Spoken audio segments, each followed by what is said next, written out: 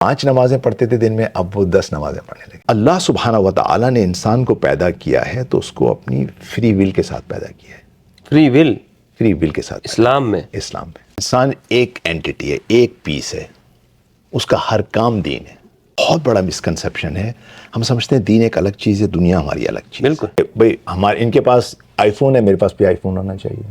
جو چیز آپ کو خوشی دے اس کے پیچھے جائیے، چاہے وہ دین کے خلاف ہو، چاہے وہ کسی دوسرے انسان کے خلاف ہو۔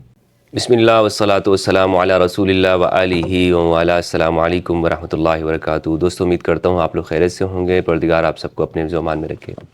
جیسا کہ آپ جانتے ہیں کہ میں بین المذاہب ہمانگی انٹرفیتھ ہارمونی پہ کام کرتا ہوں، مختلف مذاہب مسالک کے علماء اسکالرز حضرات کے ساتھ ملاقات کر کے ان کا پوائنٹ آف ویو جاننے کی کوشش کرتا ہوں۔ آج میں یہاں ہیوسٹن کے اندر موجود ہوں اور میرے لیے بہت خوش قسمتی ہے کہ یہاں پر الہادی اسکول میں نے وزٹ بھی کیا اور ہیڈ آف اسکول جناب سید فرحت عباس صاحب حفظہ اللہ، ان سے میری ملاقات بھی ہوئی، یہاں ہمارا پروگرام بھی ہوا۔ میں ان کا نہایت متشکر ہوں۔ تو میں نے ان کی گفتگو سنی، مجھے بہت اچھی لگی، خاص طور پر یہاں کے جو نوجوان ہیں ان کی تربیت کے حوالے سے جو یہ کام کر رہے ہیں۔ اس موضوع پر جب انہوں نے گفتگو کی تو میں نے سوچا کہ ہم ان کے ساتھ عصر حاضر کے جو نوجوان ہیں، مسلم امہ کی، پوری دنیا کے جو نوجوان ہیں، ان کو کن کن چیلنجز کا سامنا ہے، کہ اپنی سوسائٹی کے اندر ایک مسلم نوجوان کو کیا کردار ادا کرنا چاہیے، اس کی تربیت کے حوالے سے، رہن سہن کے حوالے سے، ایک مسلم بچہ کس طرح کے ماحول میں اسے پروان چڑھنا چاہیے، والدین کو کیا چاہیے کہ وہ اپنے بچوں کی کیسی تربیت کریں، کن اسکولوں میں بھیجیں، اسکولوں کو کیسا ہونا چاہیے، کالجز اور یونیورسٹیز کی تعلیم کیسے ہونی چاہیے، وغیرہ وغیرہ۔ تو اس پر ان کی ایک اچھی ریسرچ ہے اور ان سے ہم گفتگو کریں گے، اور انشاءاللہ اس گفتگو کو میں ریکارڈ کر رہا ہوں تاکہ ہم سب کے لیے ایک فائدہ مند ہو۔ حضرت السلام علیکم ورحمۃ اللہ۔ وعلیکم السلام ورحمۃ اللہ۔ کیسے ہیں آپ؟ خیریت سے ہیں؟ جی الحمدللہ، آپ سنائیے کیسے مزاج؟ نہایت متشکر ہوں کہ آپ نے وقت فراہم کیا۔ بہت شکریہ۔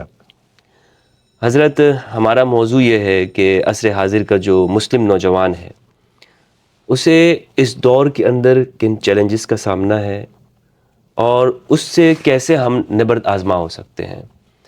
تو میرا پہلا سوال یہ ہے کہ ایک نوجوان کی تربیت، ایک مسلم مسلم نوجوان کی تربیت وہ کیسے کی جائے، اس کے لیے کیا بہتر ہے، اور تاکہ وہ جسے کہتے ہیں نا کہ فتنوں کا زمانہ ہے، ان سے بچ سکے اور وہ دین پر عمل کر سکے۔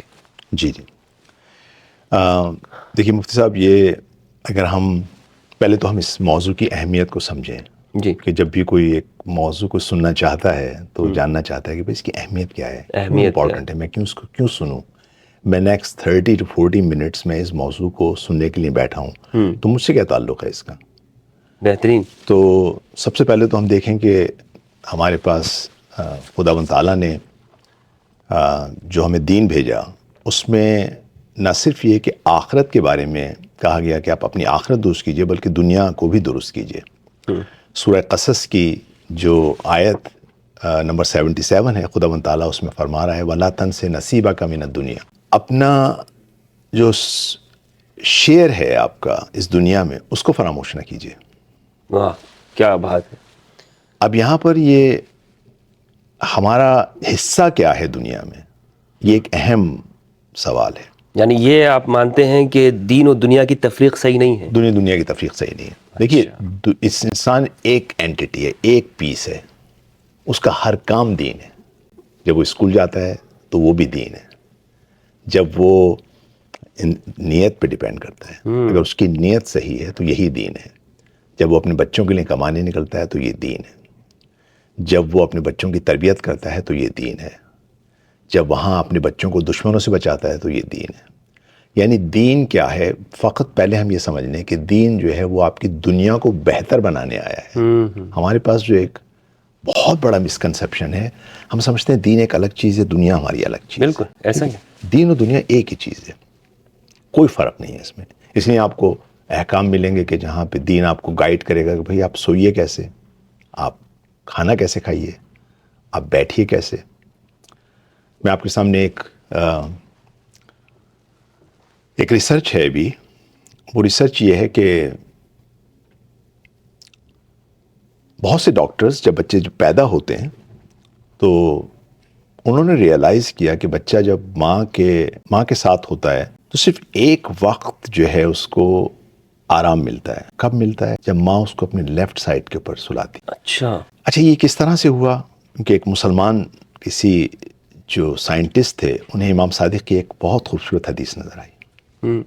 امام نے کہا کہ اگر آپ چاہتے ہیں چھوٹا بچہ، انفینٹ بچہ، ابھی پیدائش کے کچھ دنوں کے بعد اگر وہ سکون سے سوئے اور اضطراب نہ ہو تو اس کو ماں کے الٹے ہاتھ کی طرف لٹایا جائے. دیکھیے اب دین کیا کام گائیڈ کر رہا ہے؟ ماؤں کی تربیت کر رہا ہے کہ آپ بچے کو کس طرح سے کام ڈاؤن کریں. بعد میں سائنس نے ریئلائز کیا کہ ہوا کیا، ریسرچ کیا ہے. انہوں نے کہا اصل میں بچہ 9 ماہ جب وہ ماں کے پیٹ میں ہوتا ہے، ماں کے ووم میں ہوتا ہے، تو اس وقت اس کا سروائیول ماں کے سروائیول کے ساتھ ہے، اور وہ ہر وقت ماں کی دھڑکن سنتا ہے، دل کی دھڑکن سنتا ہے. اور اگر اس کو ماں کی دل کی دھڑکن بند ہو جائے تو اس کے پاس ایک اضطراب کریٹ ہوتا ہے اس میں. کیا بات ہے، کیا بات. جب پیدا ہوتا ہے تو ماں کے اس سے الگ ہو جاتا ہے. کیا بات ہے. بس یہاں امام صادق نے اس ریالٹی کی طرف اشارہ کیا کہ جب آپ بچے کو ابھی جب پیدا ہوا ہے، ابھی اس کی عادت نہیں ہے کہ ماں سے الگ ہو، تو اگر اس کو آپ اس کے لیفٹ سائڈ پہ ماں کے سنائیں تو یہ ماں کی دھڑکن سنتا رہے گا. جب سنتا رہے گا تو یہ آرام سے سو جائے گا. دیکھیے دین انسانوں کی دنیا کی مدد کے لیے آیا ہے. ٹھیک ہے، جیسے میں نے آپ سے عرض کیا کہ یہاں پر جو ہے وہ اللہ سبحانہ و تعالیٰ نے کہا لا تنسا نصیبک من الدنیا. بھئی اپنا جو آپ کا جو شیئر ہے دنیا میں اس کو فراموش نہیں کیجئے.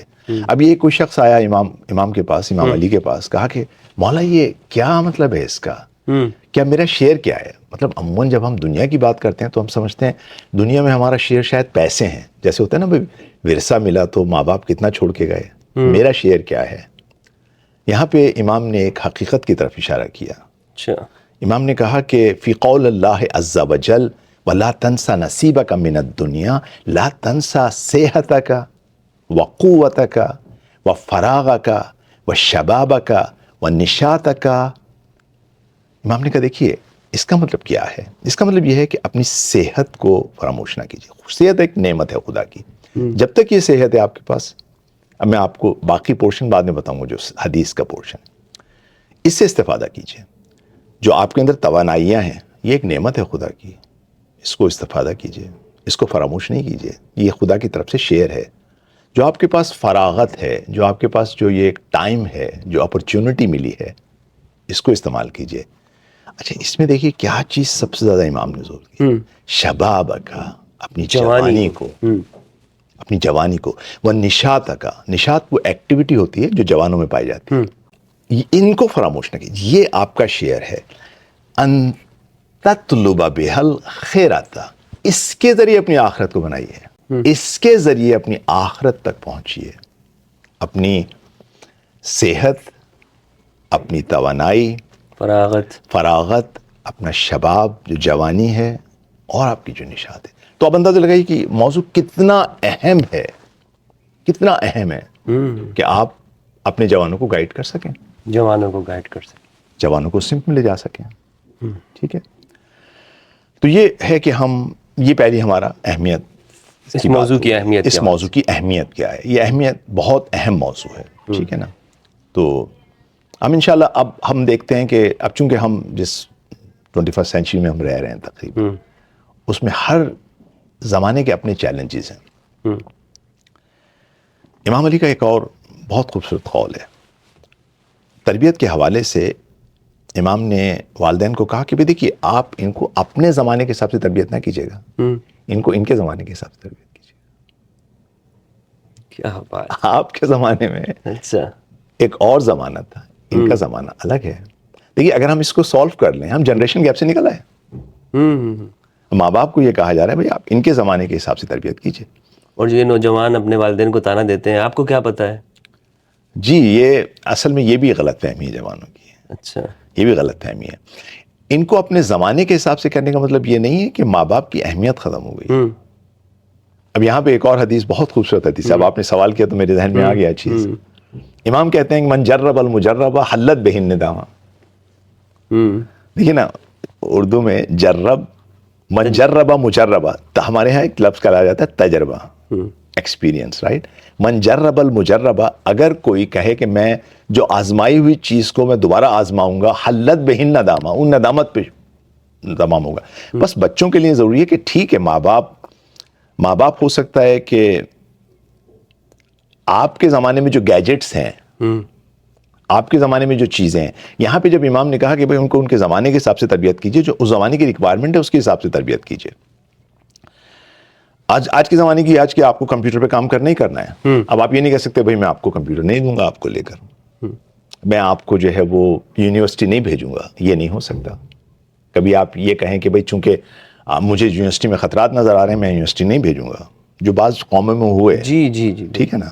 جیسے یہاں پہ امریکہ میں ایک آمش کے نام سے کرسچن بہت یعنی ایک قوم ہے جو کہ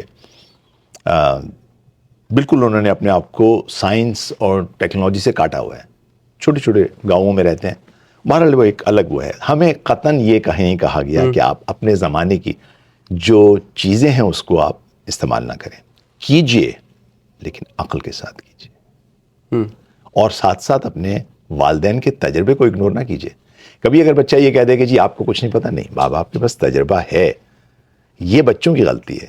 ماں باپ کی غلطی کیا ہے کہ اگر وہ صحیح طریقے سے بچوں کی اپنے زمانے کے جو چیلنجز ہیں ان کو مد نظر رکھتے ہوئے تربیت نہ کریں. تربیت کرنا ان کو ضروری ہے. تربیت کرنا ضروری ہے. تو یہاں پر اگر ہم یہ دیکھتے ہیں ایک مسلم نوجوان, خواہ وہ کسی مسلم کنٹری میں ہو یا کسی دوسری کنٹری میں ہو, جیسے یورپ وغیرہ کے اندر ہے, اس کی تربیت کے حوالے سے سٹارٹ تو ہم بچپنے سے ہی کریں گے. ہم یہ دیکھتے ہیں کہ وہ کہتے ہیں کہ جناب یہاں معاشرہ یعنی اسلامی نہیں ہے. مراد یہ ہے کہ وہ چیزیں موجود ہیں کہ جو ایک مسلم نوجوان کے لیے یا اسلام کے ساتھ میچ نہیں کرتی ہیں, اس کی تربیت پہ برا اثر ڈال سکتی ہیں. تو ان چیلنجز کو اگر آپ کچھ نشاندہی کر سکیں, اور پھر ہم اس کے حل کی طرف بھی بات کرنا چاہیں گے کہ بنیادی چیلنجز اس بچے کے لیے, اس نوجوان کے لیے یہاں پر کیا ہوتے ہیں اور اس کو کیسے ہم فیس کر سکتے ہیں. جی دیکھیے, جو بچوں کو جو ہمارا تجربہ رہا ہے وہ یہ رہا ہے کہ بچوں کا جو پرابلم ہے, خاص طور پہ ٹین ایجرز کی بات کروں, اب میں نوجوانوں کی بات کر رہا ہوں, اور ماں باپ کو بھی احساس ہوتا ہے کہ جب وہ نوجوانی میں انٹر ہوتے ہیں, جب تک چھوٹے ہوتے ہیں تو بچے ماں باپ کا کہنا مان رہے ہوتے ہیں, بڑے اوبیڈینٹ ہوتے ہیں, بہت پیارے لگتے ہیں, ماں باپ بھی لاڈو پیار سے کرتے ہیں. لیکن جب وہ ایک ایج میں سب کچھ ان کے لیے قربان کر دیتے ہیں, سب کچھ قربان کرتے ہیں. لیکن جب ایک ایج آتی ہے تو ماں باپ کو احساس ہوتا ہے کہ کچھ چینج آ گیا. ٹھیک ہے. اچھا, اب یہ بھی ایک قدرت نے ایک چینج رکھا ہے. ابھی ایک طویل گفتگو ہے بہت, میں اس میں صرف اشارہ کر دوں گا. انشاءاللہ کسی اور گفتگو میں انشاءاللہ اس موضوع انشاءاللہ آپ کے ساتھ یہ موضوعات وقتاً فوقتاً ہم کرتے رہیں گے. میں ناظرین کو بھی بتاتا چلوں کہ مہینے میں ایک پروگرام, میرا ارادہ یہ ہے کہ آن لائن ہو سکے, میں تو پاکستان میں ہوں گا, ان کے ساتھ کچھ ایسی نشستیں رکھوں, کیونکہ ان کی جو یہاں پر جو خدمات ہیں, جو نالج ہے اس حوالے سے, خاص طور پر یہ جو ہمارا جس کو کہتے ہیں نا ماڈرن ایرا, تو اس کو سمجھنے میں ان کا بہت بہترین ان کی گفتگو ہوتی ہے. تو ان کے ساتھ انشاءاللہ ان موضوعات پر وقتاً فوقتاً سلسلہ وار گفتگو ہم کرتے رہیں گے. جی حضرت, معذرت سے. میں عرض یہ کر رہا تھا کہ بچے جب ٹین ایجر ہوتے ہیں تو ہم ماں باپ کہتے ہیں بھائی یہ کیا ہوا, یہ نہ آپ کہنا سن رہے ہیں, نہ ہم کہہ رہے ہیں یہ کام کریں, وہ ماں باپ کو اپوز کر رہے ہیں. اصل میں یہاں پہ ہمیں تھوڑا سا ہیومن سائیکالوجی کو سمجھنا پڑے گا, اور وہ جو اہل بیت کی اور پیغمبر اکرم صلی اللہ علیہ وآلہ وسلم کی احادیث ان کو سمجھنا پڑے گا. بچہ جب بھی اپنے تیسرے ساتھ, آپ نے یقینی طور پہ حدیث سنی ہوئی ہوگی کہ مطلب پیغمبر اکرم سے کہ جو بچہ جو ہے وہ 7 سال پہلا سید ہے. سید سے مراد ہے یہاں پہ وہ بادشاہ ہے. 7 سال دوسرے جو ہیں وہ غلام ہیں, اور 7 سال جو تیسرا پورشن ہے وہ آپ کا وزیر ہے. 3 طرح سے آپ نے ڈیوائڈ کیا, 3 طرح سے ڈیوائڈ کیا. 7 سال جو پہلے ہیں سید سے مراد ہے کہ یہاں پر آپ نے اس کو یہاں پہ آنے کے بعد آپ نے اس کی، چونکہ اس کا سائیکلوجی کے مطابق پہلے جو 7 سال ہیں اس میں اس کا سب کانشیس مائنڈ اوپن ہے اور پوری شخصیت اس کی پہلے 7 سالوں میں ڈیولپ ہوئی، پورے پہلے 7 سالوں میں ڈیولپ ہوئی. بچہ جو ہے وہ اس کو بہت محبت کی ضرورت ہے، بچے کو بہت زیادہ اٹینشن کی ضرورت ہے. یہ وہ 7 سال ہے کہ جس میں قطعاً بچے کو، دیکھیے اسلام کے اندر ویسے بھی فزیکل جو پنشمنٹ ہے بہت سختی سے منع کیا گیا، اور خصوصی طور پہ پہلے 7 سالوں میں بچوں کے ساتھ قطعاً سختی نہیں ہونی چاہیے. بچے کو اگر آپ اس 7 سال میں محبت سے پر کر دیں گے تو یہاں پہ اس میں محبت کی تشنگی نہیں رہے گی. اچھا، یہ ایک بہت کریٹیکل ٹائم ہے یہ پہلا 7 سال. محبت یا وہ جسے کہتے ہیں بھائی سر پہ چڑھا دیا ہے؟ اچھا دیکھیے، اس میں آپ نے یہ نہیں کرنا کہ سر پہ چڑھا دیا. اگر مثلا بچہ ایک ایسی ناجائز خواہش کر رہا ہے جو آپ کی نگاہ میں اس کے لیے مشکل ساز ہے، اس کی توجہ ہٹا دیں. بچہ ایک چیز کی طرف دھیان کر رہا ہے، اس کی توجہ ہٹا دیجئے. ارے دیکھیے اس کی طرف توجہ کیجئے، ادھر کیجئے. مارنا پیٹنا نہیں ہے. یہاں پہ 7 سال بہت اہم ہے. کبھی انشاءاللہ ہم وہ جو ایجز ہیں ہمارے پاس، یہاں پہ پیرنٹس کی تربیت ہے کہ پہلے 0 to 18 میں کیا ہوتا ہے، 18 to 2 years میں کیا ہوتا ہے، یہ انشاءاللہ ہم ڈسکس کبھی کریں گے کہ ان میں کیا ہوتا ہے. لیکن بہرحال جو میں یہاں عرض کرنا چاہ رہا ہوں، جس تک میں پہنچنا چاہ رہا ہوں، وہ جو دوسرا پیریڈ ہے وہ ہے جہاں پہ عبد ہے. اس کو بھی لوگ غلط سمجھتے ہیں. پہلے کو جیسے غلط سمجھتے ہیں کہ جیسے آپ نے بالکل صحیح آپ نے سوال کیا کہ بادشاہ ہیں تو اس کا مطلب سر پہ چڑھا دیتے ہیں. نہیں، سر پہ نہیں چڑھانا. آپ نے بچے کو محبت دینی ہے. آپ دیکھیے کتنی آپ کے پاس احادیث ہیں، پیغمبر کہتے ہیں جس باپ نے اپنے بچے کو بوسہ دیا، جی، اس کا ثواب جنت میں 500 سال جو نوری سال ہیں اس کے برابر ہے. آخر اس بوسے میں کیا ہے؟ آپ نے بچے کی یہاں شخصیت ڈیولپ کر رہے ہیں، بچے کا ایک کنیکشن ڈیولپ کر رہے ہیں اپنے ماں باپ کے ساتھ. بچہ اپنا بچپنا یہاں نکال لے. دیکھیے آپ کو آج کے زمانے میں بہت سارے بڑے نظر آئیں گے جنہیں بچپنا ہوتا ہے. کیوں؟ کیونکہ بچپن میں نہیں نکل پاتا. وہاں پہ بچپن میں وہ کرنا ہے، ٹھیک ہے. اس کے بعد جو 7 سال دوسرے ہیں، یہاں پہ اس کی بچے کی جو ہے وہ تربیت کی ضرورت ہے. یہاں پہ تربیت کی ہے. دیکھیے یہاں پہ میں یعنی پہلی جو حدیث تھی وہ یہ تھی کہ الولد سید 7 سنین و عبد 7 سنین و وزیر 7 سنین. یہ پیغمبر سے. جب اس کو مزید امام علی نے اس کو ایکسپلین کیا، اس کو کہا کہ یرب 7 یہاں پہ کیا کریں؟ اس کی ربوبیت کریں، اس کے لیے رب بن جائیں. وَيُعَدِّبْ 7 ادب کریں اس کو 7 سال. اب یہاں پہ اس کو رسپانسبلٹیز دیجئے. یہاں پہ اس کو بالکل اب بچہ نہ سمجھیں، اب آپ اس کو یہاں پر رسپانسبلٹی دی. اس جگہ پہ بچہ دوڑ کے کام کرے گا. آپ جو بولیں گے، ہمارا ایکسپیرینس ہے، جو بچے اس ایج میں اسکول میں ہوتے ہیں، جو ٹیچرز جو کہتے ہیں اس پہ عمل کرتے ہیں. اگر اذان دینی ہو تو بچے آگے بڑھیں گے، میں کروں گا. آپ دوسرا کام کرنا چاہیں آپ وہ کروائیں. بچے تیار ہوتے ہیں ان کو کام، ان کو بچوں کو چیزیں سکھائیے. وَيُسْتَخْدَمُ 7 یہاں پہ آپ نے ان کو وزیر کے طور پہ ڈیل کرنا ہے. کیوں؟ کیونکہ میں نے آپ سے عرض کرا تھا کہ جو ہیومن سائیکالوجی میں یہ ہے کہ جب 14 کے بعد جو تھرڈ اس کا جو پیریڈ ہے، اس میں اس کو ڈیٹیچ ہونا ہے.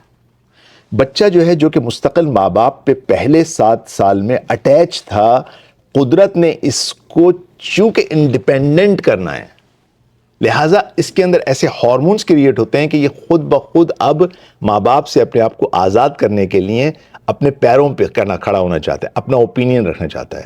تو آنے کے بعد طبعاً کیا کرتا ہے کہ ماں باپ کا جو اوپینین ہے ان کو کرٹیسائز کی نگاہ سے دیکھنا شروع کرتا ہے، اس کو اپوز کرنا شروع کرتا ہے. ہم کہتے ہیں ارے یہ کیا ہو گیا بچے میں، بچہ چینج ہو رہا ہے. نہیں، بچے کی اب جو ایج ہے وہ وزیر کی ایج ہے. اصولی طور پہ اگر ہم سارے ایجز کو صحیح طے کریں تو یہاں پہ آنے کے بعد بچہ جو ہے وہ اس قابل ہو جائے کہ وہ اب کام کرے اور آپ اس کو صرف ایز اے کاؤنسلر اس کو بیان کریں. جو کہ اب سائیکالوجی بھی کہتی ہے کہ 14 اینڈ ابو آپ پہ جو ماں باپ کا انفلوئنس بہت کم ہو جاتا ہے, دوسرے لوگوں کا, دوستوں کا انفلوئنس بڑھ جاتا ہے. تو یہاں پر ہمیں اس کا خیال رکھنے کی ضرورت ہے کہ تربیت میں کیا ہے. اب چیلنجز کیا ہے؟ ماں باپ سے کم سیکھتا ہے, دوستوں سے زیادہ سیکھتا ہے. اب دوستوں سے زیادہ سیکھے گا. دیکھیے پہلے فیز میں ماں باپ سے سب زیادہ سیکھتا ہے, دوسرے فیز میں سب سے زیادہ اپنے ٹیچروں سے سیکھتا ہے, تیسرے فیز میں سب سے زیادہ اپنے دوستوں سے سیکھتا ہے. اب دیکھیے آج کے زمانے میں اگر آپ کے سامنے جو آبسٹیکلز آ رہی ہیں بچوں کی تربیت میں, اگر میں اس کو ایکسپلین کروں تو اس میں ایک چیز جو فیمس آپ نے نام سنی ہوگی, اس میں ایک آئیڈینٹی اور پیئر پریشر. بچہ جب اس نوجوانی میں انٹر ہوتا ہے تو خود بخود اس میں اپنی ایک سینس آف آئیڈینٹی کا احساس ہونا شروع ہوتا ہے کہ میں کون ہوں, میری جائے گاہ, میرا مقام کیا ہے اس جگہ پہ, یہ جاننا چاہتا ہے, اپنی پہچان کرنا چاہتا ہے. اس جگہ پر جو چیلنجز آ رہے ہیں آج کے زمانے میں, چونکہ ہم ان فیزز کو نہیں کر پاتے, تو یہاں پر جو ہے وہ اس کو ہم کہتے ہیں آئیڈینٹی کرائسس کا شکار ہوتا ہے. یا آئیڈینٹی جو ہے اپنی کس طرح سے ڈیولپ کرتا ہے, جو اس کا پیئر پریشر آتا ہے. پیئر پریشر سے مراد ہے جو اس کے ہم کلاسی ہیں, جو اس کے ہم عمر ہیں, جس روش پہ وہ چل رہے ہیں یہ اس روش پر چلنے کی کوشش کرتا ہے, کیونکہ ایک لفظ کہا جاتا ہے یہاں پہ تاکہ ان میں فٹ ہو سکے. اب آپ دیکھیے اگر آپ نے اس ایج میں بچوں کو پہچاننا ہے تو دیکھیے کہ ان کے پیئر, ان کے دوست کیا کر رہے ہیں, وہی کام کر رہے ہیں. یہ ایک آبسٹیکل ہے ہماری تربیت میں. جو ایک آبسٹیکل آتا ہے وہ یہ ہے کہ ہم جو ہے وہ پیئر پریشر ہوتا ہے, اور سوسائٹل نارمز جو ہوتے ہیں, معاشرے کے کچھ نارمز ہیں جو اس کے اوپر آتے ہیں. ان میں اب اس میں کانفلکٹ شروع ہوتا ہے, اس کی جو پرسنل ڈیولپمنٹ میں, اور اس کی جو ریلیجس ویلیو, یہاں سے کانفلکٹ شروع ہوتا ہے. یہ ہمارے پاس ایک چیلنج ہے, پیئر پریشر کہتے ہیں. یہاں پہ ویسٹ میں کہا جاتا ہے پیئر پریشر ہے, پیئر پریشر, کہ بھئی ان کے پاس آئی فون ہے, میرے پاس بھی آئی فون ہونا چاہیے. یہ جو ہے وہ اس پارٹی میں جاتے ہیں, میں بھی اس پارٹی میں جاؤں گا. فلاں یہ کام کرتے ہیں, میں بھی یہ کام کروں گا. وہ فیس بک میں بھی فیس بک کروں گا. یہ تمام کی تمام یہ پیئر پریشر ہے. ایک خود بخود انسانی طور پہ پریشر آتا ہے, ایک تقابل کرتا ہے, ایک تقابل کرتا ہے بچہ, ٹھیک ہے نا, اور اس سمت میں جانا چاہتا ہے. اب اس میں یقینی طور پہ جو آپ کی سویلائزیشن ہے, ہم کہیں پہ بھی ہوں, پاکستان میں, انڈیا میں, مڈل ایسٹ میں, ہم سب پہ تقریباً جو ہے وہ ویسٹرن سویلائزیشن اس وقت حاکم ہے. ٹھیک ہے.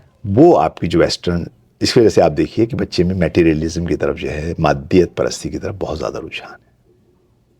اس کی طرف وہ ہمارا چیلنج ہے. اور یہ آنے کے بعد یہ جو بھی ایک الہی سویلائزیشن ہے اسے ٹکراتا ہے. ٹھیک ہے. اس کے علاوہ ظاہر ہے آج کے زمانے میں جو چیلنجز ہیں اس میں آپ کو سوشل میڈیا کا ایک اضافہ ہو چکا ہے. سوشل میڈیا کا اور ڈیجیٹل کلچر کا اضافہ ہو چکا ہے. سوشل میڈیا کیا کرتا ہے, ایک بہت پاورفل انفلوئنس جو یوتھ پہ ڈال رہے ہیں, اور اس کی وجہ سے جو بھی ان کا اپنا ایجنڈا ہے. میں ہمیشہ بچوں سے ایک بات کہتا ہوں کہ دیکھیے یہ جو ہالی ووڈ یا ڈزنی لینڈ یا کوئی بھی جو مووی یا کارٹون بنا رہا ہے, یہ آپ کی محبت میں نہیں بنا رہا, اس کے پیچھے ہڈن ایجنڈاز ہیں. اچھا. پیسہ بنانا چاہتے ہیں وہ, لیکن اس کے پیچھے اس کے ساتھ ساتھ ان کے ہڈن ایجنڈاز ہیں. ان کا ایک خاص لحاظ سے وہ آپ کی تربیت کرنا چاہتے ہیں. اس میں وہ میسیجز دیتے ہیں ان موویز اور کارٹونوں کے ذریعے جو آپ پہ اثر انداز ہوتے ہیں. بس آپ اس کا خیال رکھیے کہ آپ جو ہے وہ سوشل میڈیا, کون سے سوشل میڈیا پہ جانا ہے, کیا کرنا ہے, اس کا خیال رکھیے. تیسری آخری چیز, ویسے تو بہت سارے چیلنجز ہیں, اور وہ یہ ہے کہ ہمارے پاس جو پراپر رول ماڈل ہیں وہ ختم ہو چکے ہیں آج کی سوسائٹی سے. آج کل کے بچوں کے رول ماڈل وہ ہیں جو سیلیبریٹیز کہلاتی ہیں. یعنی ہمارے پاس, ہم کہتے ہیں لیک آف مینٹرشپ اور پازیٹیو رول ماڈل, وہ ہمیں نہیں ملتے. یعنی ہم کس کو فالو کریں. اکثر بچے جو ہے وہ چونکہ میڈیا کے دور میں رہ رہے ہیں تو یا کسی ہالی ووڈ کی پرسنالٹی کو فالو کر رہے ہوتے ہیں, یا کسی اسپورٹس سے ریلیٹڈ اس کو فالو کر رہے ہوتے ہیں. یعنی ہمارے پاس پازیٹیو, یا کسی میوزیشین کو یا سنگر کو فالو کر رہے ہوتے ہیں. ہمارے پاس یہ 3 کی چیلنجز ہیں. اس کے علاوہ بھی چیلنجز ہیں بہت سارے, لیکن چونکہ میں نہیں چاہتا کہ پروگرام کی طوالت کے تحت میں اس کو مختصر کر رہا ہوں. تو حضرت میرا اگلا سوال یہ ہے کہ آپ نے جو کہا کہ ویسٹرن کلچر ہے اور اسلامک کلچر ہے، تہذیب و ثقافت، ایک شخص اگر یہ سمجھنا چاہے کہ ویسٹرن کلچر کیا ہے اور اسلامی تہذیب کیا ہے، تو اس کو ہم کیسے سمجھا سکتے ہیں کہ یہ اسلامک تہذیب ہے اور یہ ویسٹرن کلچر ہے، یہ تمہارے فائدے کے لیے تم مسلم ہو، یہ تمہارے نقصان کے لیے؟ جی دیکھیے، ایک ویسٹرن کلچر سمجھانا آسان ہے کیونکہ ہم اس کو حس کر سکتے ہیں. چونکہ اسلامک سویلائزیشن وہ موقع نہ مل سکا کہ اسلامک سویلائزیشن ڈیولپ ہوتی، لہٰذا اس کو سمجھانا تھوڑا سا مشکل ہے. لیکن میں آپ کے سامنے ویسٹرن کلچر کے سامنے یہ ہے کہ ویسٹرن کلچر جو ہے اس کا آغاز آج سے نہیں ہوا، یہ 400 سال پہلے ہوا. یہاں پہ ایک ٹرمینالوجی استعمال کی جاتی ہے، رینیسانس. رینیسانس ایک پیریڈ تھا تاریخ میں، آج سے تقریباً 400 سال پہلے، رفلی 400 سال پہلے یورپ میں ایک چینج آیا، اور اس کے نتیجے میں آج آپ کو جو بھی سویلائزیشن نظر آ رہی ہے، جس میں آپ جو بھی جس کو آپ مختلف سلوگنز ہیں، یعنی ہیومن رائٹس، ہیومنزم کے نام سے ہیومن رائٹس اس کا ایک پارٹ، ایکچوئل اس کا تھا ہیومنزم. اس کے پیچھے اگر جو اصل فلسفی وہ تھوڑی سی، میں نہیں چاہتا کہ خشک ہو جائے، لیکن میں آپ کے سامنے عرض کر دیتا ہوں کہ آپ نے سوال کیا ہے. دیکھیے، جب رینیسانس ہوا ہے تو اس سے پہلے یورپ پہ چرچ کی گورنمنٹ تھی، 1000 سال ان کی حاکمیت تھی. چرچ کی حاکمیت یا کہہ لیجیے مذہبی حاکمیت، اس کا محور خدا تھا، خدا محور تھی وہ. اب وہ جیسی بھی تھی، یعنی ظاہر ان میں جو تحریف ہوئی بھی ہے اس کے حساب سے اس میں کوئی اس کے اپنے نقصانات تھے. جب بھی کوئی مذہب میں تحریف آ جاتی ہے تو اس کی وجہ سے ظاہراً وہ کہتے ہیں کہ خدا محور ہے، لیکن وہ ہوتی کیونکہ انسان کرپٹ ہو جاتے ہیں تو انسان محور ہوتی. اس کے مقابلے میں ایک ہیومنزم یہ کہا گیا، لوگ یہ سمجھتے ہیں ہیومنزم سے کہ ہیومن رائٹس، نہیں، ہیومنزم سے مراد یہ تھی اس وقت کہ انسان محور ہونی چاہیے، خدا محور نہیں ہونی چاہیے، انسان محور ہونی چاہیے. انسان محور ہونے سے کیا مراد ہے کہ بھئی انسان اس کائنات کا مرکز ہے، اور انسان سے مراد اس کی خواہشات، بس جو اس کی خواہشات ہیں وہ پوری کریں. یہاں سے مختلف آئیڈیالوجیز نے جنم لینا شروع کیا، جس میں انہوں نے کہا بھی دیکھیے انسان ہے، اس کی خواہش ہے، فریڈم آف اسپیچ ہے. دیکھیے اچھی چیزوں کی طرف جائیں گے. ہمیشہ یاد رکھیے کہ شیطان بھی جب حضرت آدم کو بہکائے گا تو یہ نہیں کہے گا کہ آپ اس درخت کے پاس آئیے تاکہ میں آپ کو جنت سے نکلوا دوں. یہ کہے گا اس درخت کے پاس آئیے تاکہ میں آپ کو وہ گر بتا دوں کہ آپ ازلی اور ابدی ہو جائیں. اس درخت کی طرف لے کے جاؤں آپ کو جس سے آپ ازلی ہو جائیں. یعنی شیطان ہمیشہ خوبصورت سلوگنز کے پیچھے چھپا ہوتا ہے، خوبصورت سلوگنز کے ذریعے اپنے اس کا اظہار کرتا ہے. بس اس تہذیب نے بھی جب یہ سٹارٹ کیا، یقینی طور پہ کچھ لوگ ہوں گے جو کہ حقیقتاً اس پہ یقین رکھتے ہوں گے، تو اس میں کہا گیا کہ بھئی اب جو بھی ہے، ہم رائٹس کی گفتگو آنا شروع ہوئی. Human rights, freedom of speech, capitalism, feminisms, یہ سارے ازم اسی موومنٹ سے سٹارٹ ہوئے. تو ہم ویسٹرن سویلائزیشن، اب اگر میں اس کو بہت مختصر الفاظ میں کہوں، مادیت پرستی، خواہش پرستی، پلیجرزم، ہیڈونزم کہتے ہیں اس کو. جو چیز آپ کو خوشی دے اس کے پیچھے جائیے، چاہے وہ دین کے خلاف ہو، چاہے وہ کسی دوسرے انسان کے خلاف ہو. آپ کو فلاں چیز دیکھیے، اس کا اظہار آپ کے زمانے میں 400 سال تک اس کا اظہار نہیں ہو سکا. آج کے زمانے میں کیا ہوا کہ ہر چیز کھل کے سامنے آ گئی. بھئی آپ کا دل چاہتا ہے کہ اس فلاں لڑکی کے ساتھ آپ ایک ریلیشن شپ قائم کیجیے، ضرورت نہیں ہے چرچ جانے کی، شادی کرنے کی، جائیے گرل فرینڈ بوائے فرینڈ رہیے. آپ کو ایک کے ساتھ تعلقات رکھنے زیادہ رکھ لیجیے. کون سی قید و بند؟ کوئی قید و بند نہیں ہے. آپ جائیے تعلقات کیجیے. آپ نے کھانا ہے، چاہے حلال ہو حرام ہو، کھا لیجیے. دل چاہ رہا ہے آپ کا، کھا لیجیے. آپ کو فلاں چیز پینی ہے، پی لیجیے، چاہے حلال ہو یا حرام ہو. یہ بے قید و بند ہونا، یعنی انسان محور ہے، انسان کی دل چاہے، اس کی مرضی ہے، اس کی مرضی ہے. آپ یہ والا لباس پہننا چاہتے ہیں، یہ والا لباس پہننا چاہتے ہیں. آپ نے لباس نہیں پہننا، نہ پہنیے. دیکھیے اسی سمت میں جا رہے ہیں ہم. اب دیکھیے کہاں تک پہنچے ہیں، اب آج کی موجودگی میں پہنچے. بھائی آپ کا کیا دل چاہ رہا ہے؟ آپ چاہتے ہیں مرد رہیں یا عورت ہو جائیں، ٹرانسجینڈر بن جائیے، اپنی جین چینج کرا لیجیے. آپ کا کیا دل چاہتا ہے، آپ وہ بن جائیے. یعنی جو بھی آپ کی خواہش ہے، جو آپ کی شہوت آپ کو چاہ رہی ہے، اس کی طرف چلے جائیے. یہ ہے مختصر الفاظوں میں مغربی تہذیب. مغربی تہذیب. اچھا. جو آپ کا دل چاہتا کیجیے. اور ہمیں اپنی زندگی کو بہترین بنانا ہے دنیا کی ہر کسی بھی قیمت پر. بس اس کے لیے ہمیں یقینی طور پہ دیکھیے، خالی میں نے جو آپ سے الفاظ کیا یہ آپ کے سامنے میں نے کی سمری نکال کے بیان کی. جو ان کے جو تھنک ٹینک ہیں انہوں نے خلوص سے دیکھا کہ بھئی ٹھیک ہے، اگر ہمیں دنیا ہماری اصل ہے. مغربی تہذیب یعنی دنیا اصل ہے، دنیا حقیقت رکھتی ہے. اس کو بہترین بنانے کے لیے ہم کیا کریں؟ ہم ٹھیک ہے ٹیکس لیں گے، ہم قانون بنائیں گے، اور اس طرح سے ہم کوشش کریں گے کہ جو بھی ہے زندگی میں راحت آئے، سکون آئے.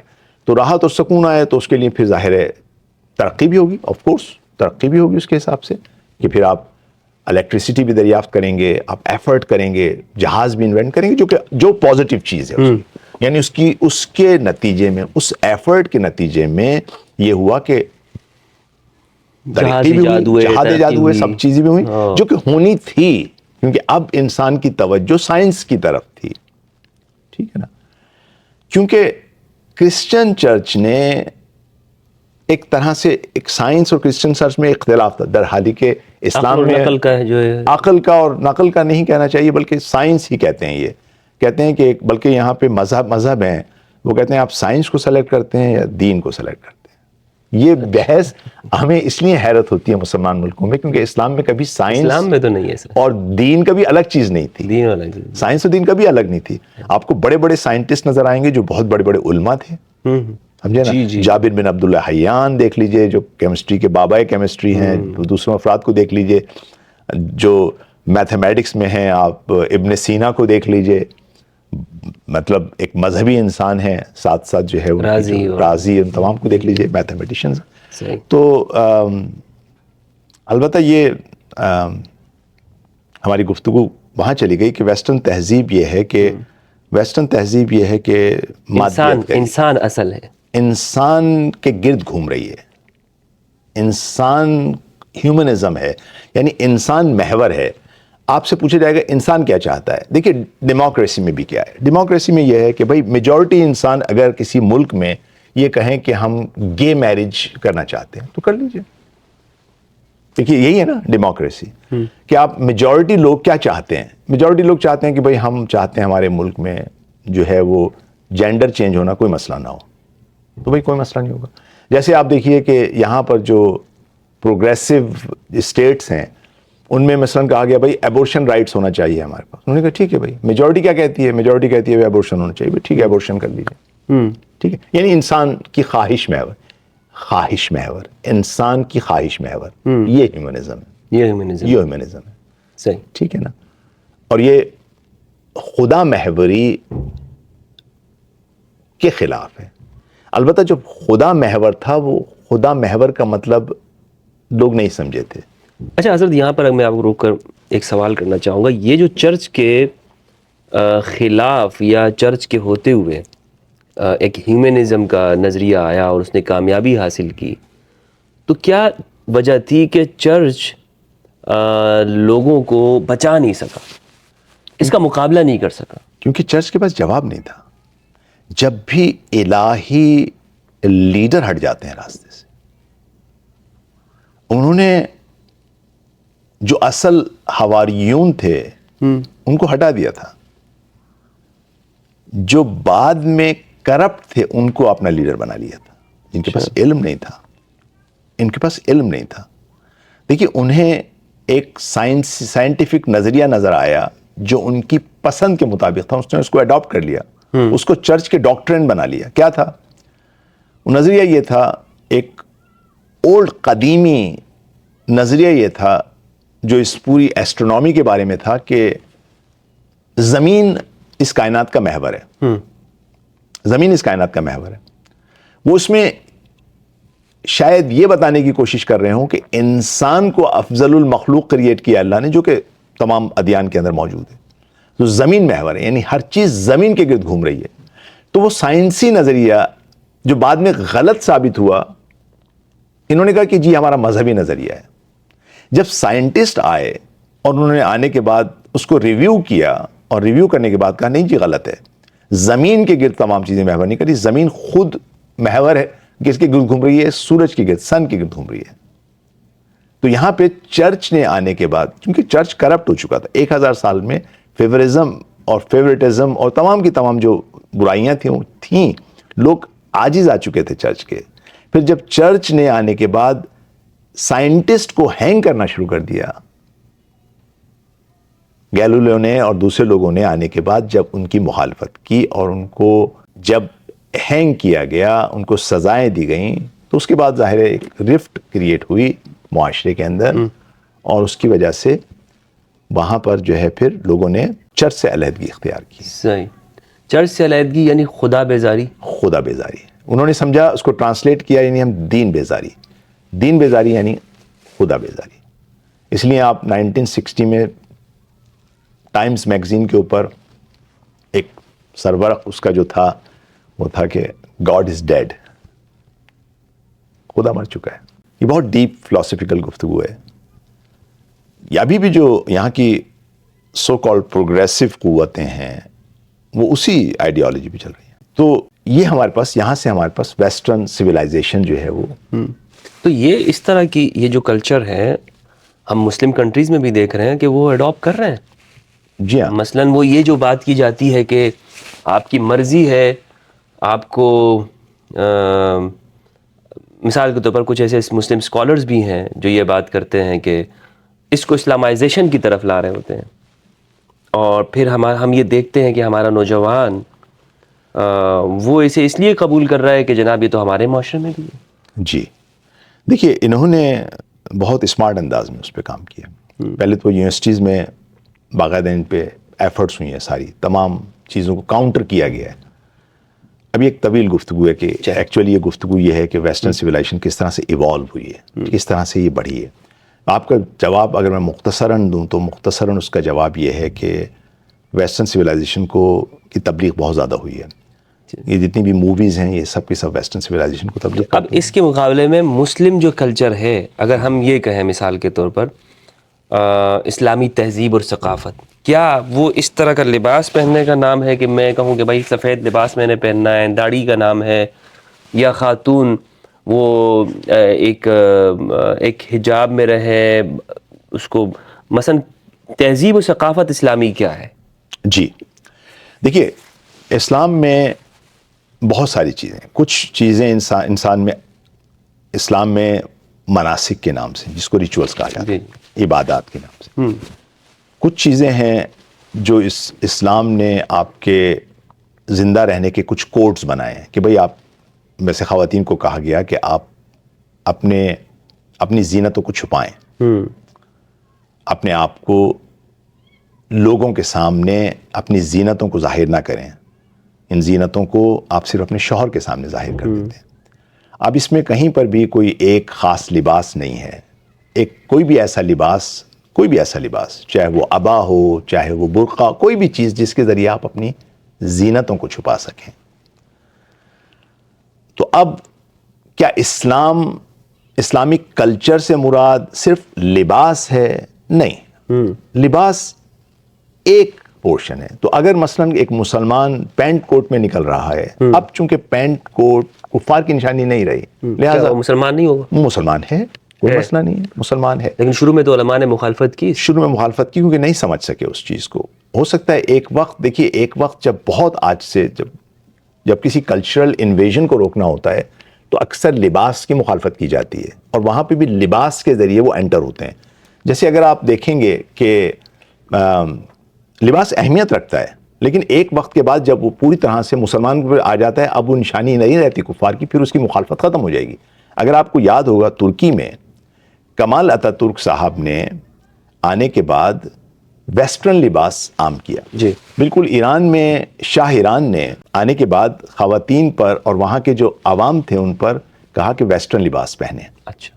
کیونکہ وہ سمجھتے تھے کہ ویسٹرن لباس یعنی پروگریس کی نشانی. اور یہ صرف انہوں نے نہیں کیا، باقاعدہ ان کو ایجنڈا دیا گیا تھا کہ آپ اس طریقے سے اس کو کیجئے، کیونکہ لباس کے ذریعے ہوتا ہے. آپ دیکھیے کہ کسی بھی ملک سے جب تعلقات ان کے ہوتے ہیں تو سب سے پہلے فوڈ اور لباس وہاں جاتا ہے، اس کے اثرات ہوتے ہیں. لیکن بہرحال اب اس زمانے میں جنہوں نے مخالفت کی وہ اس زمانے کے حساب سے تھی علماء کی. آج کے زمانے میں جو مخالفت کا اب جواز نہیں رہ جاتا، اس لیے کہ اب تمام کے تمام لوگوں نے وہ لباس اپنا لیا. اب وہ لباس کسی ایک تہذیب کی نشانی نہیں رہی. اچھا. البتہ ہمارے پاس ابھی بھی وہی ہے کہ اگر آپ پینٹ قمیض بھی پہن رہے ہیں یا کوئی اور ایسا لباس پہن رہے ہیں جو ظاہراً مغربی ثقافت کی نشانی ہے، اس میں آپ اسلامی تمام جو ان کے جو رعایت کریں ان کو، تاکہ جیسے جو بھی مردوں کے لیے، یعنی اگر پینٹ پہن رہے ہیں تو زیادہ چست نہ ہو، تنگ نہ ہو. لباس خواتین کے لیے صرف سر کا حجاب نہیں ہوتا، بدن کا لباس بھی ہوتا ہے. یہ نہیں کہ سر پہ آپ نے حجاب ڈال لیا لیکن آپ کے بدن پہ کپڑے چپکے ہوئے ہیں. یہ تمام چیزیں مناسب نہیں ہیں. آپ ویسے پہن سکتے ہیں لیکن یہ کہ اس کی مخالفت. یہ سویلائزیشن کیا ہوتی ہے؟ سویلائزیشن وہ پلرز ہوتے ہیں جس کے اوپر کوئی چیز قائم ہوتی ہے. سویلائزیشن سے کیا مراد ہے؟ دیکھیے سویلائزیشن میں آپ کا ویلیو سسٹم کیا ہے، آپ کی اکانومی کیا ہے، اکانومی کون سی بیس ہے آپ کے اندر. ویلیو سسٹم سے میں میرا مثال دوں آپ کو. اسلام میں جو ویلیو سسٹم ہے وہ ہے بھائی چارگی کا ہے. جو ویسٹرن ویلیو سسٹم ہے وہ انڈیویجولزم پر ہے. اچھا. پرسنل ڈیزائر، اپنے آپ کو صحیح کرو بس، صرف اپنے آپ کو، اپنے بارے میں. دوسرے سے کیا لینا دینا، دوسرے سے کیا لینا دینا. حتیٰ کہ آپ نوٹ کیجئے کہ ویسٹرن سوسائٹیز میں بچوں کو ایک ایج کے بعد کہتے ہیں بھائی جائیے آپ خود اپنے لیے کیجئے جو کرنا ہے. ٹھیک ہے نا؟ یہاں پر ہر انسان صرف انڈیویجولزم کی طرف جا رہا ہے. اگر آپ کو میں اکثر بچوں کے ساتھ سناتا ہوں کہ بھائی جب ہم پاکستان میں یونیورسٹی میں تھے تو ایسا ہوتا تھا ہمارے پاس ہمارا جو کلچر تھا وہ اسلامک تھا، وہ شیئر کرنے والا کلچر تھا. ایک دوسرے کے ساتھ بھائی آپ نے کوئی چیز لی، آپ کہتے آئیے بھائی جو بھی چیز ہے اس میں برکت ہے، آئیے سب اس میں کھائیے. پھر وہاں جب یونیورسٹی میں تھے تو وہاں پہ آ گیا کہ بھائی آپ نے امریکن اسٹائل اپنائیں گے. بھائی امریکن اسٹائل کیا ہے؟ بھائی آپ اپنا کوک خریدیں نا، وہ اپنی پیپسی خرید لیجیے، وہ اپنی پیپسی خرید لیجیے، اپنے پیسوں سے خرید لیجیے. یعنی یہ کیا امریکن کلچر سے کیا مراد؟ وہی ویسٹرن اپنا. ٹھیک ہے نا؟ جبکہ اسلامک کلچر کیا ہے کہ اسلام کے اندر جو اقتصاد ہے وہ یہ ہے کہ خداوند تعالیٰ کہتا ہے کہ میں بعض لوگوں کو آپ کو زیادہ دوں گا، بعض کو کم دوں گا. بعض کو جو میں زیادہ دوں گا تاکہ یہ اپنے ہاتھوں سے جب اس کو ڈسٹریبیوٹ کریں. صرف ان کا نہیں ہے، ان کا نہیں ہے، میں نے ان کو دیا ہے. ان تمام لوگوں کا حق ان کے پاس دیا ہوا ہے، ان کو دیا ہے تاکہ میں انہیں آزماؤں کہ یہ اس کو اپنا سمجھتے ہیں یا خدا کا سمجھتے ہیں. اگر یہ اپنا سمجھ رہے ہیں تو لا الہ الا اللہ کے خلاف جا رہے ہیں. اتنا ڈیپ ہے لا الہ الا اللہ. ہم تو آسان سمجھتے ہیں، ہم اس کو آسان سمجھتے ہیں. یہ خدا کا دیا ہوا مال ہے، یہ خدا کا دیا ہوا مال ہے. سورہ واقعہ میں کہتے ہیں نا، وہ کسان کے بارے میں کہتے ہیں کہ جب یہ کسان کیا کہتے ہیں جو ہے جو بیج بوتا ہے اور درخت کے لیے ایفرٹ کرتا ہے، تو اس نے بویا ہے ہم نے بویا. بھئی یہ درخت کس نے اگایا؟ تم نے اگایا یا ہم نے اگایا؟ ہم نے اگایا. یہ جو آپ نے تجارت کے ذریعے پیسہ کمایا، یہ آپ نے کمایا یا ہم نے آپ کو کما کے دیا؟ ہم نے دیا آپ کو، ہم نے آپ کو دیا. اسلامک اکنامیکل سسٹم یہ ہے کہ آپ کے پاس جو پیسہ ہے آپ نے اس کو اپنے ارد گرد ڈسٹریبیوٹ کرنا ہے. اس کے پیچھے وجہ کیا ہے؟ دیکھیے ہمیں جب ہم اس کو ڈسٹریبیوٹ کریں گے تو ہمیں بھی خدا کی جو کمالات ہیں ان کا ایک چھوٹی سی ایک جھلک ہم میں آئی. یہ قربت کی طرف لے کے جاتی ہے خدا کی. یعنی آپ کا اخلاق خدائی ہو جائے گا. جیسے خدا دیتا ہے آپ بھی دیں گے. وہ جس کے پاس کم رکھا اس کو کم دیا تاکہ اس میں صبر آ سکے، اس میں صبر آ سکے. پر ایک خدائی اکنامیکل سسٹم ہے کہ جہاں پر انسان کے پاس جو چیز بھی نعمت آتی ہے وہ آزمائش کے لیے آتی ہے اس کے پاس، تاکہ وہ اس کو کنٹریبیوٹ کر سکے. ویسٹرن سویلائزیشن میں جو چیز آپ کی ہے بس وہ آپ کی ہے. انڈیویجولزم پہ زور ہے، اور انڈیویجولزم پہ زور ہونے کی وجہ سے آپ دیکھیے کہ پورا سوسائٹی آہستہ آہستہ جو ہے وہ ڈس انٹیگریٹ ہوتی جا رہی ہے، بکھرتی جا رہی ہے. ٹھیک ہے نا؟ ان سب چیزوں کا آپ نے وقت گزارا ہے، آپ نے دیکھا ہے، سوسائٹی کا حصہ ہیں، مختلف ممالک کا آپ نے وزٹ کیا ہے، آپ کو کیا لگتا ہے کہ ہمارا نوجوان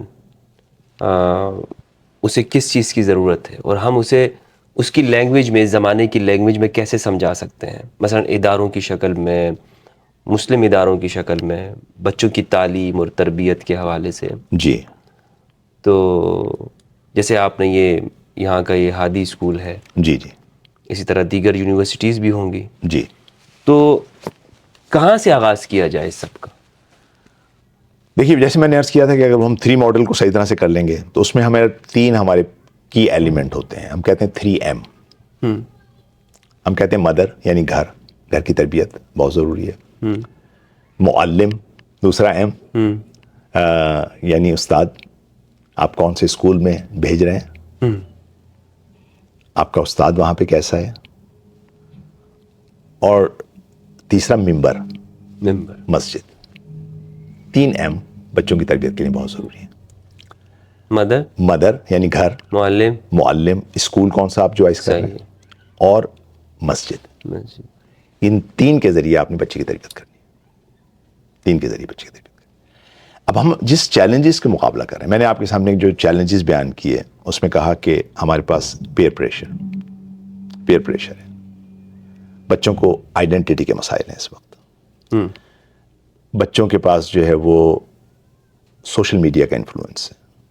بچوں کے پاس کوئی پراپر رول ماڈل نہیں ہے. جو رول ماڈل ہیں وہ میڈیا کے دیے ہوئے رول ماڈل ہیں. ٹھیک ہے، اس کو ہم کس طرح سے کاؤنٹر کریں؟ دیکھیے، بچے کو کبھی بھی آپ، اگر اس کی تربیت صحیح ہوئی ہے، اس کے گھر کا ماحول، یہاں پہ ماں باپ کو بہت ضرورت ہے کہ وہ اپنی سادہ زندگی گزاریں اور بچے کے ساتھ ٹائم گزاریں.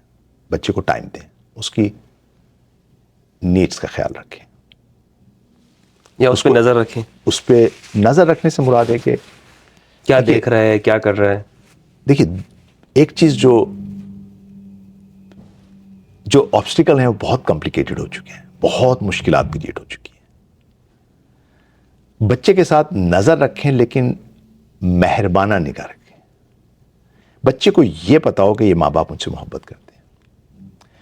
دیکھیے، ہمیں ماں باپ کو، بہت سو کو یہ اندازہ نہیں ہے کہ باقاعدہ کارٹونز کے ذریعے یہ بچوں کے دماغ میں فیڈ کیا گیا ہے کہ آپ کے ماں باپ ہمیشہ غلط ہوتے ہیں.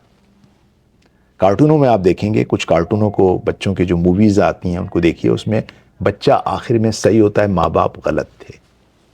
تو بچے کو اس ماحول کے ساتھ پروانہ چڑھایا گیا. تو جو بچہ جب ٹین ایجر میں آتا ہے تو سمجھتا ہے کہ ماں باپ میرے دشمن ہیں، یا مجھے نہیں سمجھ پا رہے، لہٰذا وہ مخالفت کرتا ہے ماں باپ کی. یہاں پہ بہت ضروری ہے کہ ایک ایسی نظارت کی ضرورت ہے اس طرح سے کہ آپ اس میں محبت کی آمیزش ہو، کیونکہ یہ محبت سے ہی آپ جیتیں گے. دیکھیے، اسلام میں ایک چیز کا خیال رکھیں گے ہم، جب اللہ سبحانہ و تعالیٰ نے انسان کو پیدا کیا ہے تو اس کو اپنی فری ول کے ساتھ پیدا کیا ہے. فری ول کے ساتھ اسلام میں. اچھا، فری ول سے کیا مراد ہے؟ مطلب جبر ہے. آج تو یہی سارا پروپیگنڈا ہے کہ اسلام فری ول کا مخالف ہے. نہیں، اسلام، دیکھیے، اسلام میں فری ول ہے اور ہم اپنی فری ول کو دیکھتے ہیں کہ بھائی آپ اگر فار ایگزامپل میں اپنے بچے کو جبر کر کے بولوں نماز پڑھیں، اس کا خود دل نہیں چاہ رہا، تو کیا اس کی نماز قبول ہے؟ بھائی دیکھیے نا، اصل چیز کیا ہے؟ اس کی نیت ہے. اس کی تو نیت ہی نہیں ہے نماز پڑھنے کی.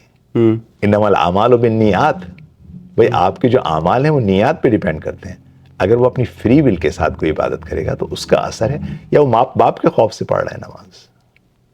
بس نیت اس کی ضروری ہے اپنی. اگر ایک بچہ روزہ دیکھ رہا، باپ کو دکھانے کے لیے روزہ رکھے، خالد باپ کو دکھانے کے لیے، خدا کی مصنوعی. آخر ہم کیا کہتے ہیں؟ ہم یہ فلاں نماز کیوں پڑھ رہے ہیں، فلاں روزہ کیوں رکھ رہے ہیں؟ اس میں نیت کتنی اہم ہے. فار ایگزامپل بغیر کسی نیت کے ایک آدمی روزہ رکھ لے، روزہ ہوگا؟ روزہ نہیں ہوگا. کیوں؟ نیت ضروری ہے. نیت کا مقصد کیا ہے؟ میں اس کو جو ہے، اس میں کوئی ریا نہیں ہے، اس میں ٹوٹل صرف خدا کے لیے کر رہا ہوں. صرف خدا کے لیے کا مطلب ہے کوئی اور پریشر نہیں ہے. اپنی فری ول کے ساتھ خدا کی عبادت کرنا چاہتا ہوں، مجھ پہ کوئی جبر نہیں ہے. ایک بچے کا گردن پکڑ کے آپ نے نماز پڑھے، وہ نماز کتنی قبول ہے؟ جب تک وہ اپنی فری ول کے ساتھ نماز نہیں پڑھے گا. تو یہ جو کہتے ہیں کہ بھائی آپ بتائیں کہ اگر فری ول کی بات آپ کرتے ہیں اسلام میں، تو کیا آپ اجازت دیتے ہیں کہ ایک شخص اپنا مذہب اسلام چھوڑ کے کسی اور مذہب میں چلا جائے؟ اگر فری ول ہوتی تو پھر آپ یہ اجازت دیتے؟ دیکھیے میں نے عرض کیا تھا کہ دو باتیں ہیں. ایک بات تو یہ ہے کہ فری ول ایک لمٹ میں، نہ کمپلیٹ طور پہ. جیسے میں نے کہا نا کہ ہمارے پاس 3 نظریے ہیں: جبر کا، تفویض کا، مفوضہ جس کو ہم کہتے ہیں، اور تیسرا جو ہے وہ لا جبرا ولا تفویض والامر بین الامرین. امر جو ہے ان 2 امر کے درمیان ہے. نہ کمپلیٹ طور پہ جبر ہے، نہ کمپلیٹ طور پہ جو ہے وہ آزادی ہے. ایک بیچ کی راہ ہے. یعنی مجھے یہ اس پہ میرا کنٹرول نہیں تھا کہ میں کس گھر میں پیدا ہوں، میں کس اسکن کے ساتھ پیدا ہوں، میری ہائٹ کیا ہو، میرے ماں باپ کون ہوں. ایک قضاء و قدر کی بحث ہے، تقدیر میری کیا ہو، اس پہ میرا کوئی کنٹرول نہیں. یہ جبر تھا. لیکن جب میں پیدا ہو گیا، اب میرے پاس ایک لمیٹڈ میرے سامنے فری ول ہے کہ میں پیغمبر کو بھیجا گیا، پیغمبر کو کہا اپنی فری ول کے ساتھ ان کو آپ پیغمبر مان لیجئے. زبردستی گردن پکڑ کے نہیں کہا کہ ان کو آپ مانیے، نہیں، فری ول کے ساتھ مانیے. کہ آپ اپنی عقل استعمال کیجئے اور ان کو دیکھیے کہ ان کی تمام خصوصیت کو دیکھیے، ان کی دعوت کو دیکھیے اور اس کو قبول کیجئے. اس دعوت کو قبول کیجئے اپنی فری ول کے ساتھ. ٹھیک ہے؟ تو اب یہاں پر ہماری فری ول ہے. بس اگر کوئی ایک انسان، غیر مسلم انسان، وہ کہتا ہے ابھی میں اسلام قبول نہیں کر رہا، کہتے ہیں ٹھیک ہے، لا اکراہ فی الدین، دین میں کوئی اکراہ نہیں ہے، جبر نہیں ہے، نہ قبول کیجئے. آپ کو کوئی مجبور نہیں کرے گا. آپ کے سر پہ تلوار لے کے نہیں کھڑا ہوگا قبول ہونا. کیونکہ اگر آپ کے سر پہ تلوار لے کے اگر کوئی آپ کو دین کی طرف لے جائے گا تو اس دین کی اہمیت نہیں ہے. اس دین کی اہمیت ہی نہیں ہے. فورس کی کوئی اہمیت نہیں ہے. پھر تو آپ پپٹ ہو جائیں گے. دیکھیے اگر ایک پپٹ میں چلا رہا ہوں اور پپٹ بہت اچھا کام کر رہا ہے تو اس کی کیا اہمیت ہے؟ تو کرنے والے کی اہمیت ہے. ویلیو کس کی جائے گی؟ ٹھیک ہے، بس تو پپٹ ہے، وہ تو جبر نہیں ہے یہاں پہ.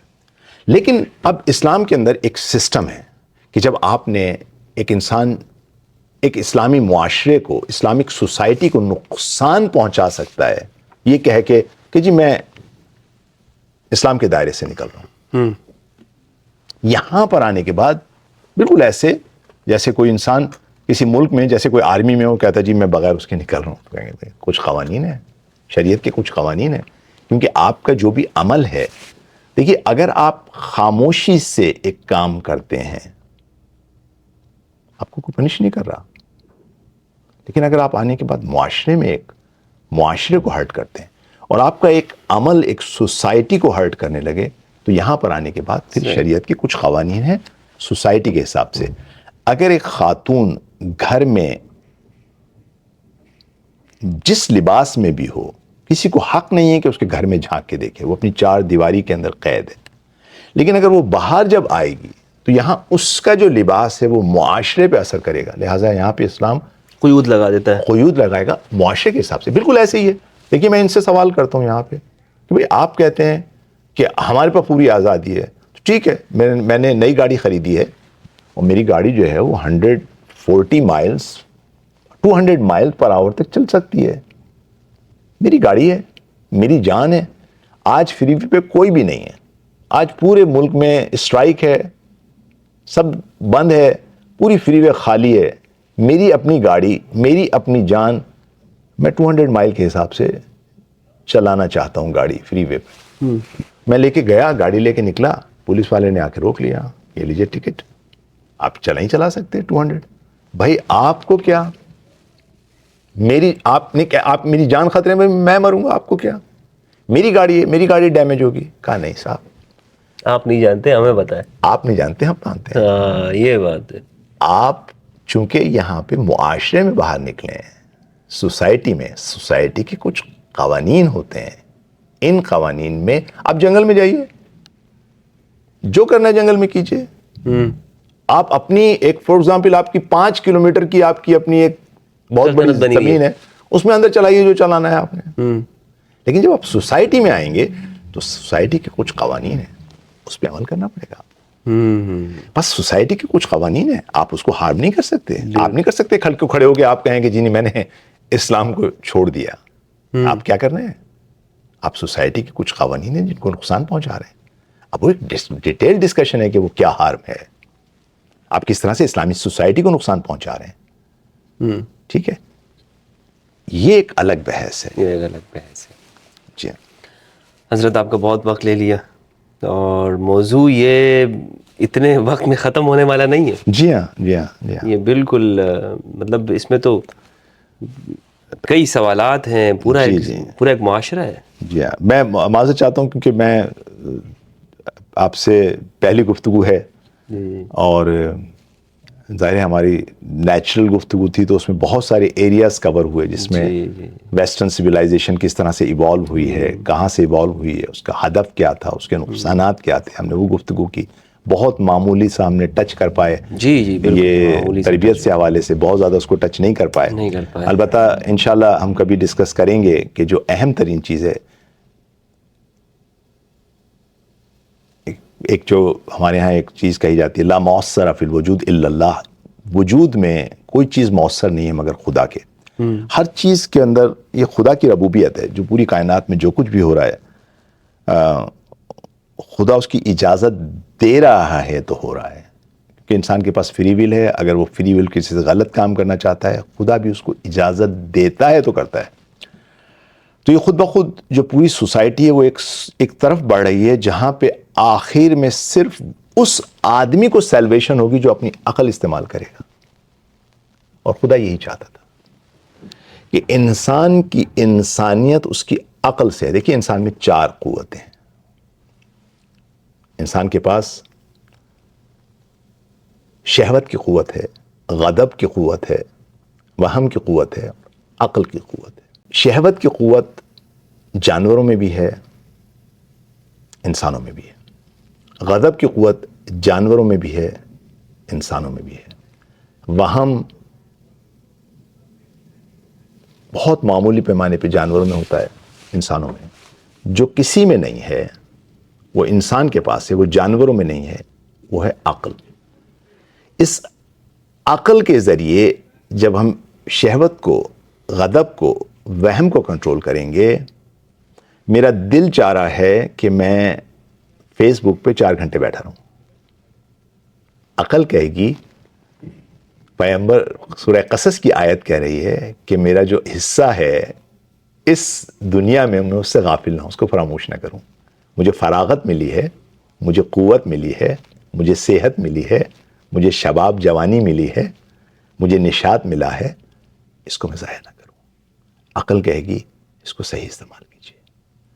جو بھی عقل کو استعمال کرے گا وہ کامیاب ہے. اچھا, یہ پورا سیٹ اپ خدا نے آخر میں اس جگہ پہ لے کے آیا گیا ہے کہ جہاں بھی یہ آخری زمان کی طرف بڑھ رہا ہے. جہاں پر آنے کے بعد دیکھیے, میں بارہا آپ کے سامنے مختلف پروگراموں میں کہہ چکا کہ ایک چیز پہ جس پہ تمام کے تمام مسلم امہ اتفاق کرتی ہے وہ ہے امام مہدی کے وجود پہ. برادران اہل سنت, شیعہ, سب امام مہدی کہتے ہیں آخری وقت میں امام مہدی کے نام سے ایک آئیں گے جو آنے کے بعد اس پوری دنیا میں عدل و انصاف سے بھر دیں گے. ان کے آنے کے بارے میں جو خاصیت جو روایات میں ملتی ہے کہ بھئی کیا ہوگا اس زمانے کے قوم کے ساتھ جو ان کا ساتھ دیں گے, کہ ان کے پاس ایک خصوصیت ہوگی, دوسری خصوصیت نہیں ہوگی.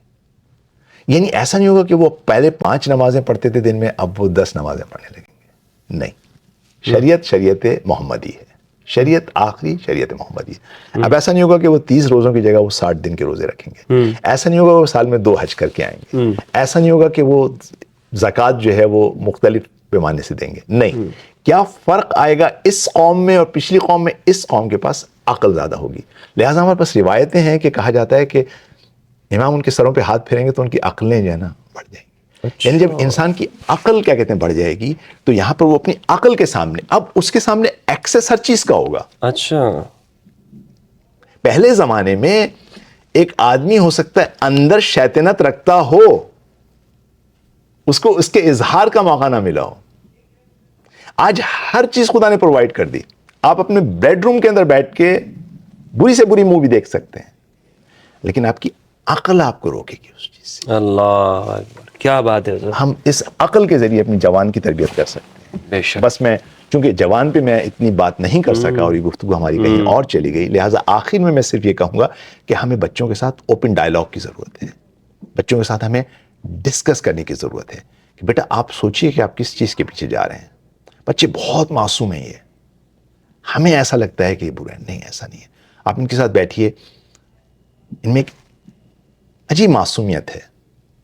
البتہ جو بھی ماحول کیا گیا ہے، شیطان نے ایک ایسا ماحول کیا کہ ان کی کوگنیٹو صلاحیتیں، وہ جو عقلی صلاحیتیں کم ہو گئی ہیں، اس کو بڑھانے کی ضرورت ہے. ان کو تفکر کرنے کی ضرورت ہے، ان کے ساتھ بیٹھ کے بات کرنے کی ضرورت ہے، ان کو گائیڈ کرنے کی ضرورت ہے. وہ تو کہتے ہیں حضرت کہ یہ جو ساری جو کلچر ہے، جس کو جو شیطانی جو ایک مساوس ہیں، وہ تو اور لاجیکل بنا رہے ہیں ان کو. وہ کہہ رہے ہیں بھائی ہم تو لاجک سے بات کر رہے ہیں، ہم تو لاجیکل ہیں، ہم یہ ہیں. آپ وہ اولڈ فیشن ہو، آپ اولڈ زمانے کی باتیں کر رہے ہو. نہیں دیکھیے، وہ جس کو لاجک کہتے ہیں وہ عقل نہیں ہے. اچھا، وہ عقل نہیں. وہ عقل نہیں ہے. عقل وہ نہیں ہے. عقل ایک کیا ڈفرنٹ ہے، فائدہ کیا ہے اس میں؟ دیکھیں، فرق ایک دفعہ ہوتی ہے، ہم کہتے ہیں کہ میتھمیٹیکل انٹلیکٹ، ایک آدمی کو 2+2 کرنا آتا ہے. یہ عقل نہیں ہے. عقل پیغمبر کی حدیث کے مطابق عقل وہ چیز ہے جس کے ذریعے خدا کو پہچانتی ہے. عقل خدا کی، رحمان کی عبادت ہوتی ہے عقل کے ذریعے. عقل کیا ہے؟ عقل ایک ایسی قوت ہے جو شہوت کو کنٹرول کرتی ہے، جو بڑا ویژن دیکھتی ہے. یعنی عقل یہ کہتی ہے کہ اگر عقل دیکھے گی تو عقل ایک، جیسے اگر آپ ایک زوم آؤٹ کر دیں کسی چیز کو، انسان کو زوم آؤٹ کریں. مثلا ایک آدمی کا دل چاہ رہا ہے، مثلا میں ایک چھوٹی سی مثال دیتا ہوں، جوان کا دل چاہ رہا ہے کہ میرے سامنے اب یہ کرکٹ کا میچ آ رہا ہے، اب یہ میچ ہے، میں اب 3 گھنٹے اس پہ لگاؤں، کل اس کا امتحان ہے. اس کی خواہش، اس کی شہوت یہ ہے کہ بس میں یہ 3 گھنٹے اس میں لگا دوں. عقل جو ہے وہ کیا ہے؟ عقل کہے گی، عقل بڑی پکچر دیکھتی ہے، کبھی چھوٹی پکچر نہیں دیکھتی. عقل بڑی پکچر کہہ کے دیکھیے، اگر آپ نے 3 گھنٹے یہاں لگا دیے تو کل آپ امتحان سے محروم رہ جائیں گے، فیل ہو جائیں گے. آپ اس کے کانسیکوینسز دیکھیے، اس کے کانسیکوینسز کیا، آپ کی زندگی میں فیلئر آ جائے گا. ٹھیک ہے بھئی، یہ تو ریکارڈ ہو سکتا ہے، اس کو آپ بعد میں دیکھ سکتے ہیں. بعد میں دیکھ سکتے ہیں، صحیح بات ہے. دیکھیے عقل نے کیا کیا، آپ کی شہوت کو کنٹرول کیا. عقل نے آپ کی شہوت کو کنٹرول کیا. عقل وہ قوت ہے، خدائی قدرت. انسان کو غضب آ رہا ہے، بہت غصہ آ رہا ہے، عقل کہتی ہے بھئی ٹھہریے، غضب آپ کو آ رہا ہے، اس کو کنٹرول کیجئے. عقل کے بعد وہم خیالات آ رہے ہیں، عجیب عجیب خیالات، عقل کہتی نہیں، ٹھہر جائیے. تو عقل سب سے زیادہ ہے. ہاں جی، ہم یہ نہیں ہو سکتا کہ جوان کے ہاتھ، بچے کے ہاتھ سے فون چھین لیں ہر وقت. اب چھیننا ممکن نہیں رہا. ہمارے یہاں پہ اسکول میں اب بچے جو ہے وہ اپنے فون کے اوپر اسائنمنٹ کر رہے ہوتے ہیں، سارے کام کر رہے ہیں. اچھا، ٹھیک ہے، فون کے اوپر وہ GPS لگا ہوا ہے جس کے ذریعے جاری راستہ تلاش کر رہے ہیں. اب آپ کو بچے کو عقل مند بنانے کی ضرورت ہے. اب وسائل چھیننے کی ضرورت نہیں ہے، کنٹرول کرنے کی ضرورت ہے عقل کے ذریعے. بچے کے ساتھ گفتگو کی ضرورت ہے. گفتگو بچے کے اوپر رولز اینڈ ریگولیشن کی ضرورت ہے کہ بھئی دیکھیے بیٹا، ہم آپ کو یہ دے رہے ہیں، ٹھیک ہے نا، اور ہم آپ سے محبت کرتے ہیں. دیکھیے میں نے کیا کہا تھا، محبت والی ہمیں تربیت ہو. ہم آپ سے محبت کرتے ہیں، ہم آپ کو یہ چیز دے رہے ہیں، آپ اس کو استعمال کریں، لیکن ہم آپ سے ایکسپیکٹ کرتے ہیں کہ آپ فلاں فلاں فلاں کام نہیں کریں گے. ٹھیک ہے، کیونکہ ہم اس کیٹ اور ماؤس کی زندگی میں نہیں گزار سکتے کہ جیسے کیٹ اور ماؤس کے اندر ایک دوڑ لگی ہوئی ہے کہ آپ اپنے بچے سے کیا کہتے ہیں جناب، آپ نے چیز چھین لی، بچے نے کہیں اور جا کے کچھ اور دیکھ لیا. نہیں، یہ اس طرح سے کامیابی نہیں ہوگی. کیونکہ میں نے کہا آخر میں بچے کے پاس فری ول ہے. ہم نے بچے کے ساتھ یہ کرنا ہے کہ بچے کو ہم نے شروع سے اس طرح تربیت کرنی ہے، اور بچے کے ساتھ ہم نے عقلی گفتگو کرنی ہے، اس پہ اعتماد کرنا ہے، اس میں سیلف اسٹیم پیدا کرنی ہے، اس کے اندر خود اعتمادی پیدا کرنی ہے. اب جب ہم بچے میں خود اعتمادی پیدا کریں گے تو پھر وہ دوسروں پیئر پریشر میں نہیں آئے گا. جب آپ بچے کو آپ سمجھائیں گے بیٹھ کے کہ دیکھیے زندگی آپ کی ہے، زندگی میں کامیابی کے راستے یہ ہیں. کچھ چیزیں ہیں، ایک گفتگو ہے انشاءاللہ جو میں آپ سے کبھی بعد میں بتاؤں گا. رابرٹ لسٹک کے نام سے ایک پروفیسر ہیں، USC، بہت مشہور یہاں کی یونیورسٹی ہے، یونیورسٹی آف کیلیفورنیا جو ہے. وہ اس کے جو پروفیسر انہوں نے آنے کے بعد یہ گفتگو ہے کہ اس دنیا نے انہوں نے کتاب لکھی ہے کہ ہیکنگ آف امریکن مائنڈ کے نام سے. اچھا، آپ نے سنا ہوگا ہیک کر لیا، آپ کا فون ہیک ہو گیا، آپ کا کمپیوٹر ہیک توڑ دیا، یعنی ٹھیک ہے, ہیک کر لیا یعنی کسی چیز کو آپ نے گھس گئے. اس میں گھس گئے ہیں, آپ اس کو ہیک کر لیا آپ نے, آپ اپنی مرضی سے اس پہ چلا رہے ہیں. اب جب آپ کی ویب سائٹ ہیک ہو گئی تو وہ اپنا پوسٹر لگا رہے ہیں. انہوں نے کتاب لکھی ہے ہیکنگ آف امریکن مائنڈ, یعنی کیا, امریکن مائنڈ ہیک ہو گیا ہے. یعنی کیا بھائی, کہتے ہیں کہ پورے کارپوریٹ ورلڈ نے یہ ہیک کر دیا ان کے دماغ کو, کہا کہ یہ جو پلیجر ہے یہی ہیپینس ہے. سائنس کے ذریعے ثابت کرتے ہیں, سائنٹسٹ ہیں وہ کہتے ہیں بالکل غلط ہے, پلیجر ایک الگ چیز ہے, ہیپینس ایک الگ چیز ہے. بہرحال ایک یہ گفتگو بہت لمبی ہے, بہت زبردست, انشاءاللہ مزہ آیا آپ کے ساتھ گفتگو کرنے میں.